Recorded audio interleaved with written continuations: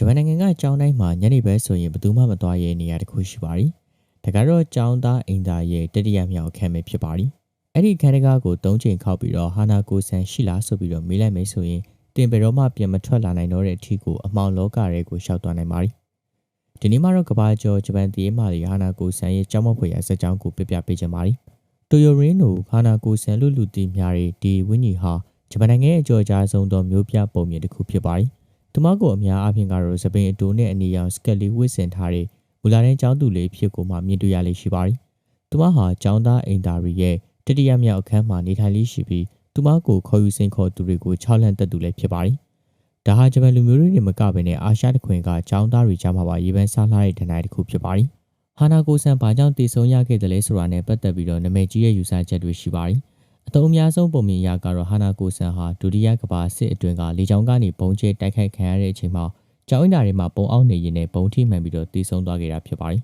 ။နောက်ထပ်ပုံမြင်တစ်ခုမှာတော့သူမဟာစိတ်ဝေဒနာရှင်လူသက်သမားတစ်ယောက်ရဲ့လိုင်းလံဖမ်းဆီးခြင်းကိုခံရပြီးတော့အင်တာခံတွေကပုံနေစင်မှာအသက်ခံခဲ့ရတယ်လို့လည်းဆိုပါတယ်။ဒီလိုမျိုးကြေကွဲစရာကောင်းတဲ့တမိုင်းကြောင်းတွေကြောင့်ပဲသူမဟာကျောင်းအဆောက်အဦထဲမှာမကျွတ်မလွတ်ပဲကျန်ရည်နေခဲ့တာပါ။ဟာနာကိုဆန်ကိုတွေးရင်လည်းဆိုရင်ကျောင်းအဆောက်အဦရဲ့၃တက်မှာရှိတဲ့မိန်းကလေးအိမ်သားကိုတွားရပါမယ်။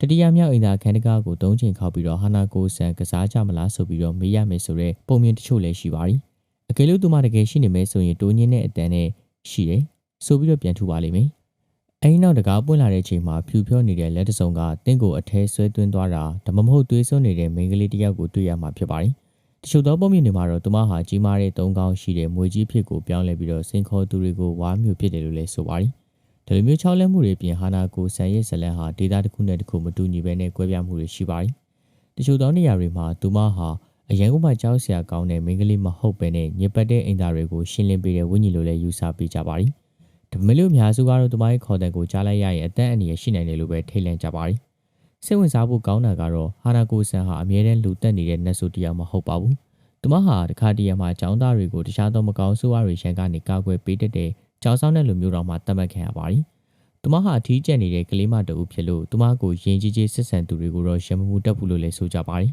။ခေတ်သစ်နုပညာဖန်တီးမှုတွေမှာဆိုရင်ဟာနာကိုဆန်ကိုချစ်စပွဲစက်ကောင်လေးတွေအဖြစ်ကိုပုံဖော်လာကြတာဖြစ်တာကြောင့်မလို့သူမရဲ့ပုံရိပ်ဟာအရင်ကာလကိုကြောက်စရာမကောင်းတော့ဘဲနဲ့စာနာဖို့ကောင်းတဲ့ဝိညာဉ်လေးဖြစ်ကိုပြောင်းလဲလာတာကိုတွေ့ရမှာပါ